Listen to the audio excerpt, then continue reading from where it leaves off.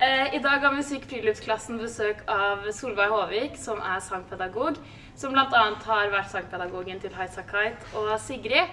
Så bli med og se hvordan vi jobber! Der skal